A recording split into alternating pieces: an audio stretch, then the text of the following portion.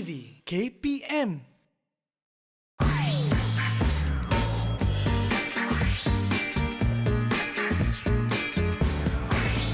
Didik TV KPM.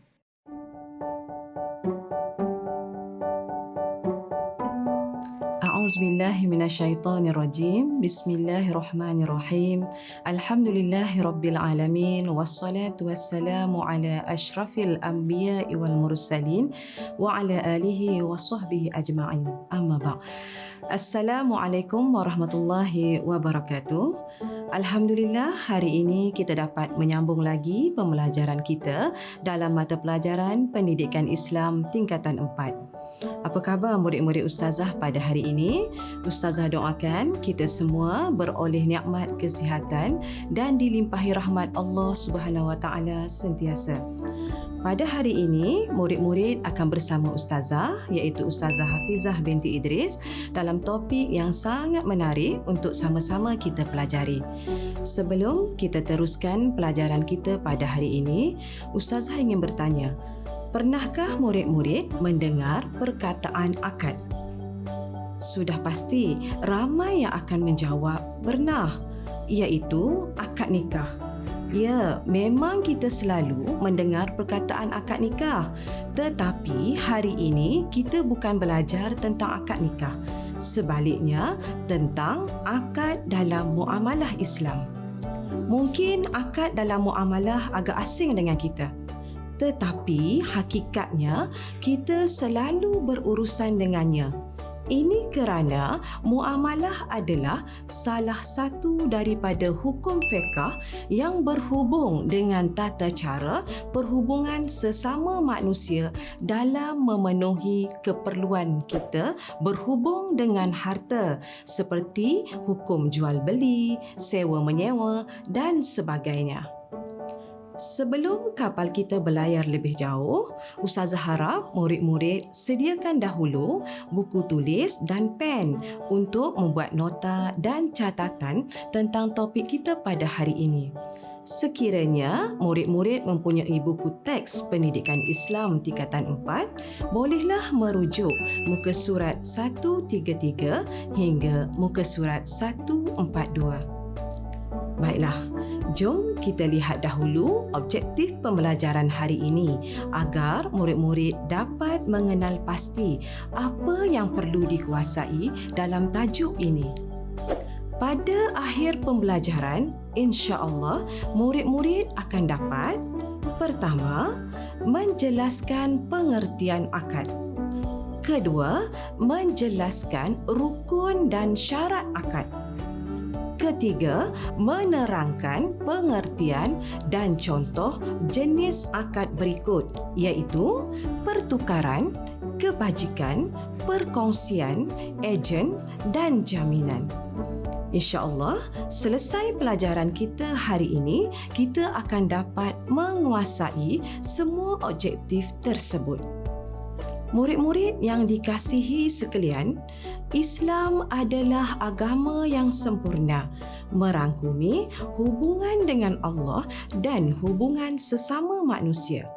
Sehubungan itu, Islam telah menyediakan tata cara urusan yang berkaitan keuangan agar kehidupan manusia harmoni dan sejahtera.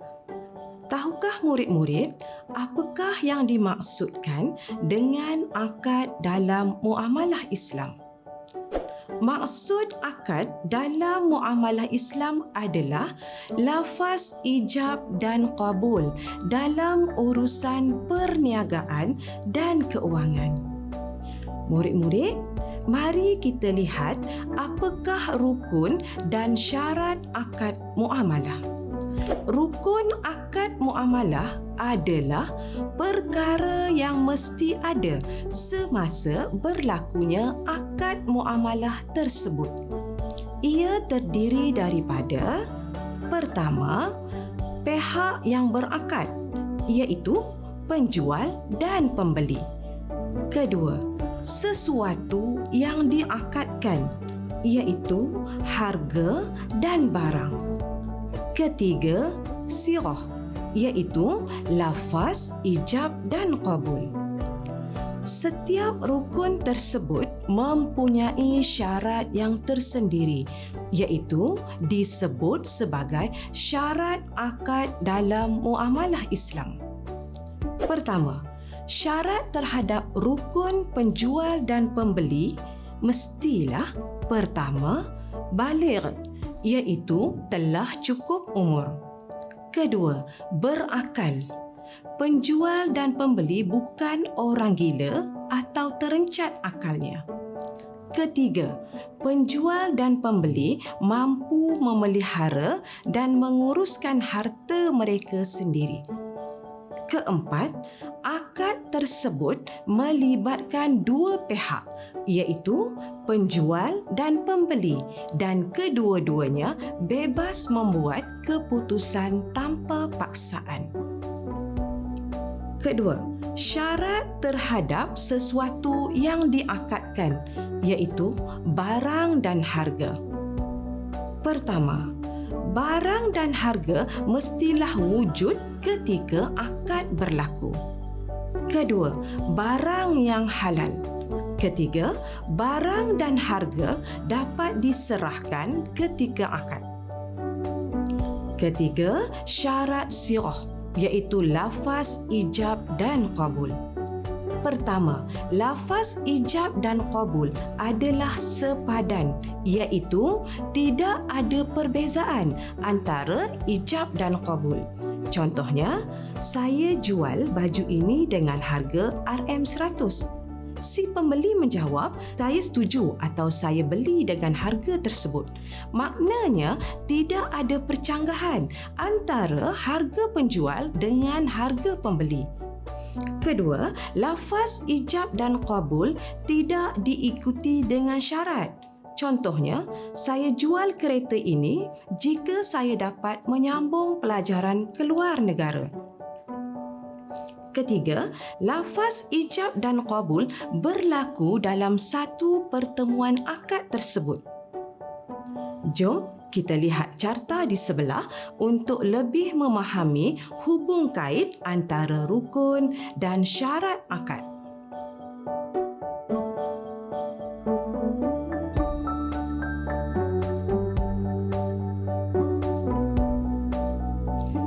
Pada masa kini, dengan penggunaan teknologi terkini, proses jual beli berlaku di atas talian atau jual beli online yang diharuskan dengan syarat menepati rukun dan syarat akad. Murid-murid, mari kita teruskan topik pembelajaran kita pada hari ini, iaitu jenis akad dalam muamalah Islam. Yang pertama, akad pertukaran. Terbahagi kepada dua jenis, iaitu jual beli dan sewaan. Cuba lihat gambar dan apakah aktiviti yang berlaku dalam gambar tersebut. Pasti anak-anak sudah tahu dan telah melakukan aktiviti tersebut, iaitu jual beli. Apakah maksud akad pertukaran jual beli? Jual beli bermaksud suatu akad pertukaran barang dengan barang dengan persetujuan penjual dan pembeli. Contoh jual beli yang mudah dan sering anak-anak lakukan adalah membeli makanan di kantin dengan menggunakan duit sebagai bayaran. Hikmah Islam mengharuskan jual beli adalah: pertama, dapat menghindarkan diri daripada perbuatan keji seperti merampas hak orang lain. Kedua, memudahkan manusia memiliki barangan keperluan mereka dengan jalan yang halal. Manakala sewaan pula bermaksud akad bagi menyerahkan sesuatu yang bermanfaat yang boleh diberi secara sewa dengan pembayaran tertentu. Contoh sewaan seperti sewaan rumah dan sewaan kereta. Islam mengharuskan sewaan bertujuan untuk mengeratkan hubungan sesama insan, memberi keuntungan kepada pemilik barang dan memberi kemudahan kepada mereka yang tidak memiliki barang untuk memiliki barang tersebut. Barang yang boleh dibuat sewaan hanyalah barang yang berharga dan bermanfaat sahaja. Baiklah murid-murid, kita teruskan pelajaran dengan jenis akad yang kedua, iaitu kebajikan. Dalam akad kebajikan terdapat beberapa jenis muamalah, iaitu hibah, qardu, waqaf dan wadi'ah. Mari kita perincikan satu persatu apakah maksud hibah. Hibah ialah memberikan sesuatu secara percuma dengan rela hati kepada orang lain ketika pemberi masih hidup. Sebagai contohnya, ibu memberi sebuah rumah kepada anaknya ketika dia masih hidup. Seterusnya, qardu, iaitu memberi hutang wang kepada orang lain tanpa sebarang imbuhan atau faedah dan perlu membayar kembali dengan jumlah yang sama. Sebagai contoh, memberi pinjaman wang RM100 untuk kegunaan peribadi dan perlu dibayar dengan jumlah yang sama. Tujuan Islam mengharuskan qardu ini adalah untuk membantu membangunkan masyarakat Islam yang kurang berkemampuan. Yang ketiga, waqaf.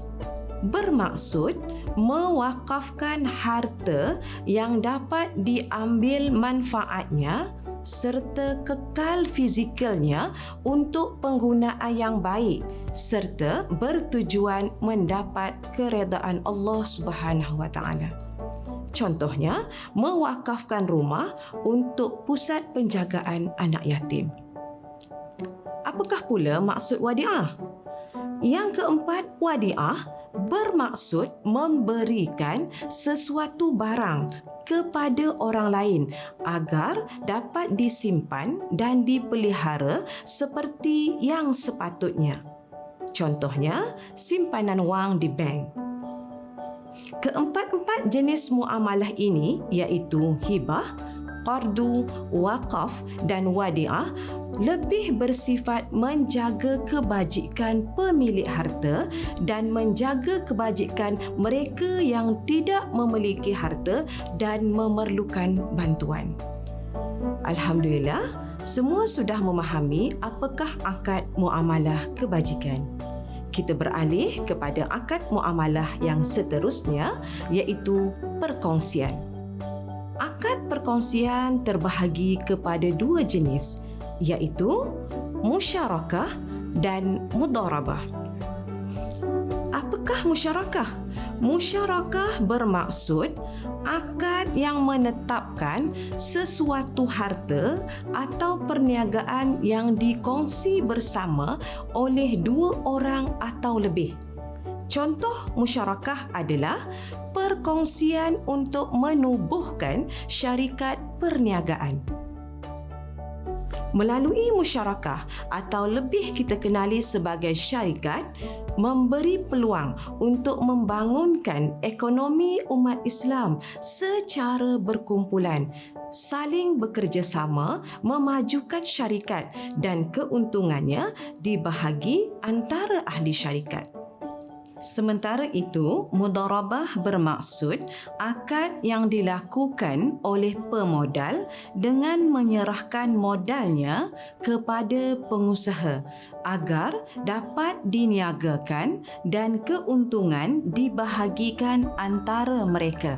Contohnya, pemodal memberikan modal kepada pengusaha untuk perniagaan buah-buahan dan kadar keuntungan yang dipersetujui 60% untuk pengusaha dan 40% untuk pemodal. Melalui mudharabah dapat membantu golongan yang tidak mempunyai modal tetapi mempunyai kemahiran dan kemampuan untuk mengurus dan mengusahakan syarikat untuk memajukan syarikatnya. Sementara golongan yang memberi modal dapat menjana pendapatan melalui keuntungan yang diperolehi tanpa terlibat secara langsung dalam perusahaan tersebut. Berdasarkan keterangan yang telah diberikan, cuba murid-murid perhatikan perbezaan antara musyarakah dan mudharabah. Musyarakah melibatkan ahli syarikat secara keseluruhan, sama ada modal atau pengurusan syarikat. Manakala mudharabah, pemodal hanya mengeluarkan modal tetapi tidak terlibat dalam menguruskan syarikat. Setelah kita mengetahui beberapa jenis akad, mari kita pelajari jenis akad yang seterusnya, iaitu ejen atau wakalah. Apakah yang dimaksudkan dengan wakalah? Wakalah bermaksud mewakilkan pekerjaan tertentu yang boleh dikerjakan kepada orang lain. Contohnya Ali mewakilkan kepada Johan untuk menjual sebuah rumahnya dan Johan akan dibayar imbuhan yang dipersetujui. Jenis akad ini sering dilakukan di negara kita, terutama dalam penjualan tanah atau rumah. Baiklah murid-murid, jenis akad yang seterusnya ialah akad jaminan. Terdapat dua jenis akad jaminan ini, iaitu kafalah dan rahnu. Apakah agaknya yang dimaksudkan dengan kafalah dan rahnu ini? Kafalah bermaksud jaminan yang diberikan oleh penjamin kepada orang yang dijamin atas sesuatu transaksi atau pinjaman yang dibuat. Sebagai contohnya, Muhammad menjadi penjamin kepada Umar yang membuat pembiayaan daripada sebuah bank. Hikmah kafalah adalah seperti berikut. Pertama, melahirkan sikap tolong-menolong antara satu sama lain. Kedua, timbul sikap saling sayang menyayangi dan percaya mempercayai dalam kehidupan. Nilai sivik yang diterapkan adalah perasaan kasih sayang sesama insan. Seterusnya, rahnu. Apakah yang dimaksudkan dengan rahnu? Rahnu ialah menggadaikan sesuatu barang sebagai jaminan terhadap hutang. Sebagai contohnya, Maimunah menggadaikan gelang emas kepada bank bagi mendapatkan pinjaman daripada bank tersebut. Hikmah diharuskan rahnu atau gadaian adalah: pertama, memberi kemudahan kepada orang yang memerlukan bantuan. Kedua, memberi jaminan kepada orang yang memberi hutang. Demikianlah bagaimana Islam menjaga kebajikan dalam urusan muamalah, khususnya hubungan dengan sesama manusia yang berkaitan perniagaan dan keuangan. Murid-murid, mari kita imbas semula jenis akad dalam muamalah Islam. Jom kita lihat peta pemikiran di sebelah. Jenis akad dalam muamalah Islam ada 5 bahagian. Pertama, pertukaran, iaitu jual beli dan sewa. Kedua, kebajikan, iaitu hibah, wakaf, qardu dan wadiah. Ketiga, perkongsian, iaitu musyarakah dan mudharabah. Keempat, ejen, iaitu wakalah. Dan kelima, jaminan, iaitu kafalah dan rahnu. Bagaimana kepahaman murid-murid berkaitan topik yang baru kita bincangkan tadi? Mari kita mencabar minda bagi memantapkan kefahaman tentang jenis akad dalam muamalah Islam. Bincangkan hukum dan alasan bagi situasi berikut. Soalan pertama, Ali menjual buah dengan mencampurkan buah yang baik dengan buah yang rosak. Soalan kedua, Ahmad menjual gula-gula kepada Amin yang baru berusia 7 tahun. Soalan ketiga, Pak Abu menjual ikan yang masih berada di dalam kolam ternakan ikannya. Mari kita semak jawapan bersama-sama. Jawapan untuk soalan pertama, menjual buah dengan mencampurkan buah yang baik dengan buah yang rosak. Hukumnya adalah haram kerana berlaku penipuan. Jawapan untuk soalan kedua, berjual beli gula-gula dengan kanak-kanak berusia 7 tahun. Hukumnya harus kerana tidak melibatkan nilai yang besar. Jawapan untuk soalan ketiga, menjual ikan yang masih di dalam kolam adalah tidak sah jual beli tersebut kerana masih tidak dimiliki dengan sempurna. Soalan uji minda seterusnya, nyatakan istilah bagi pernyataan berikut. Soalan pertama, Ahmad menyerahkan tanahnya untuk pihak masjid untuk dijadikan tapak pembinaan Ma'had Tahfiz. Soalan kedua, Pak Abu menandatangani penyerahan wang simpanan tabung haji kepada anaknya. Soalan ketiga, Ali meminjamkan wang kepada adiknya kerana adiknya kesempitan wang. Soalan keempat, Salmah menyimpan wang di bank. Baiklah, semua sudah selesai menjawab soalan uji minda. Mari kita semak jawapan bersama-sama. Soalan pertama, Ahmad menyerahkan tanahnya untuk pihak masjid untuk dijadikan tapak pembinaan Ma'had Tahfiz. Jawapannya ialah wakaf. Soalan kedua, Pak Abu menandatangani borang penyerahan wang simpanan tabung haji kepada anaknya. Jawapannya hibah. Soalan ketiga, Ali meminjamkan wang kepada adiknya kerana adiknya kesempitan wang. Jawapannya qardu. Soalan keempat, Salmah menyimpan wang di bank. Jawapannya wadiah. Murid-murid sekalian, untuk uji minda yang seterusnya, mari kita sama-sama cuba menjawab soalan kebat. Sebelum itu, cara untuk menjawab soalan kebat mestilah: pertama, fahami stimulus dan kehendak soalan. Kedua, jawab dalam satu perenggan supaya ada kesinambungan isi dan huraian berikutnya. Ketiga, jawapan mestilah mengandungi isi, huraian lengkap dan diakhiri dengan kesimpulan atau rumusan atau olahan menarik. Sila fahami dan jawab soalan kebat berikut.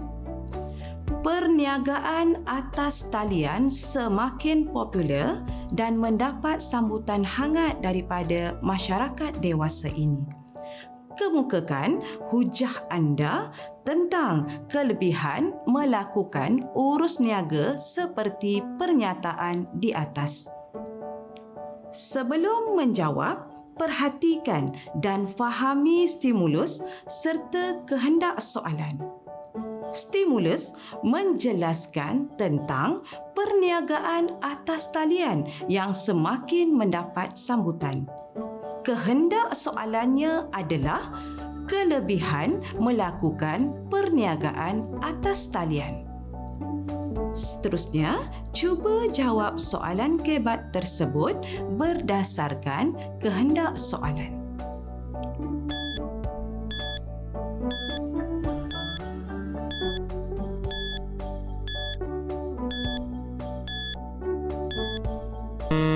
Baiklah, semua sudah menjawab soalan kebat tersebut. Mari kita bandingkan dengan contoh jawapan berikut.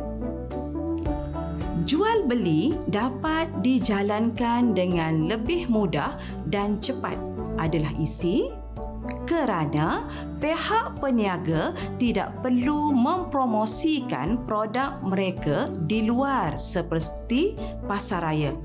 Huraian, kesannya kos tenaga kerja dapat dikurangkan dan memudahkan pelanggan dalam urusan pembelian barang adalah huraian lengkap.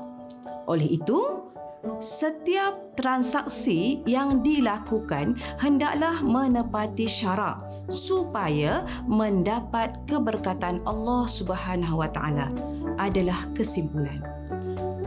Setelah mempelajari tajuk ini, jelas kepada kita betapa cantiknya Islam mengatur kehidupan bermasyarakat dengan sistem muamalah yang teratur berkebajikan, adil dan telus. Menjadi fardu kifayah kepada sebuah masyarakat Islam untuk berdaya saing dalam dunia perniagaan kerana kemantapan ekonomi akan memberi gambaran bahawa Islam adalah agama yang mendorong kepada kemajuan dan kejayaan umatnya. Baiklah murid-murid, kelas kita sudah sampai ke penghujungnya. Semoga apa yang dipelajari dapat difahami dan diamalkan dalam kehidupan seharian. Sekian, wabillahi taufik wal hidayah. Wassalamualaikum warahmatullahi wabarakatuh. Didik TV, hub pendidikan maya yang meliputi pelbagai mata pelajaran. Didik TV merangkumi kurikulum dan co-kurikulum pendidikan kebangsaan untuk murid sekolah, prasekolah hingga ke pra-universiti dengan pembelajaran menarik yang dikendalikan oleh guru-guru berkelayakan. Didik TV boleh diakses bila-bila masa dan di mana-mana sahaja. Pembelajaran tanpa sempadan, transformasi berterusan. Jom belajar hanya di Didik TV KPM setiap hari mulai 7 pagi hingga 12 malam. Didik TV KPM.